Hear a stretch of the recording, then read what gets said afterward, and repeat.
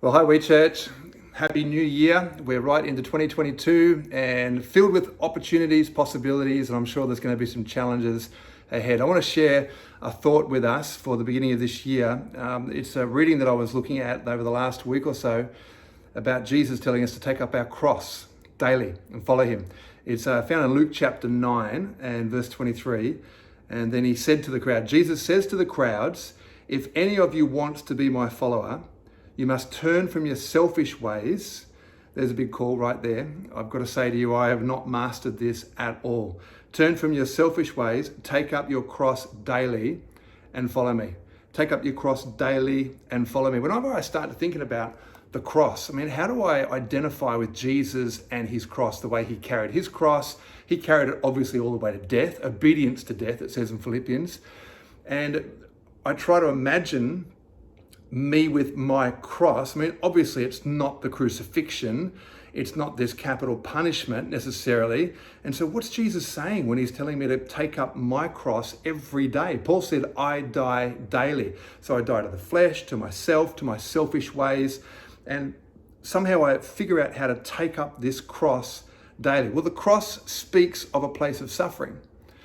Jesus going to the cross was the ultimate sacrifice. It was the ultimate place of suffering. It's why the Bible also refers to Jesus as the suffering servant. And so the cross is this place of suffering. Could it be that Jesus is telling us to take up our suffering or to embrace our suffering without fighting? Jesus willingly took his cross, he carried it, and he carried it all the way to Golgotha, and he was crucified, and he stayed there right till the very end when he said, "It is finished." Could it be that we are to embrace our daily sufferings and not fight against them?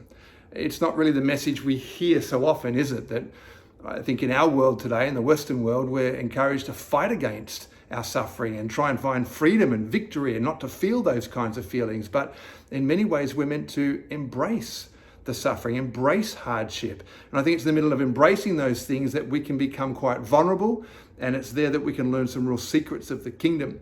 And so to embrace suffering without fighting, we do not resist. Scripture does tell us what to resist. It doesn't say to resist any of these emotions or these sufferings. It does say resist the devil and his temptation, but embrace suffering. Right there at the end of Jesus' suffering on the cross, he yells out to the crowd, "It is finished." What's finished? How could it be finished if you're suffering? Is there something to be learned in the middle of suffering that is a finishing effect of the work of Christ in our lives? It's not the last place that you hear Jesus saying, "It is finished." In fact, if you have a look in the book of Revelation, Revelation chapter 21, and in verse 3, it says here, I heard a loud voice. This is John on the island of Patmos. He says, I heard a loud shout from the throne saying, "Look, God's home is now among his people. He will live with them and they will be his people. God himself will be with them." That's the great courage we have all day, every day, and especially when we're in the middle of suffering. Our comfort is that God will be with us. He will wipe away every tear from their eyes, and there will be no more death, no more sorrow or crying or pain, and these things are gone forever. And the one sitting on the throne said, "Look, I am making everything new."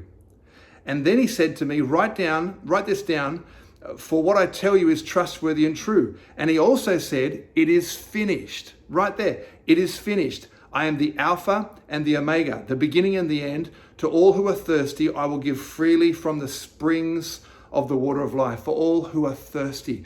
Are you thirsty when you're in the middle of suffering? I find myself thirsty for freedom, thirsty just to be bigger than the situation, not to be so irritated or frustrated by it, not to let my suffering take a hold of me and get on top of me, but I'm thirsty to find freedom in the midst of my suffering. And here Jesus says, "It is finished." In the Greek, that phrase, "it is finished," means to come to being by process of birth. It's to come to fruition, to come to being by process of birth. It's like somehow in the middle of our suffering when we can say, "It is finished. This will not have the last say in me."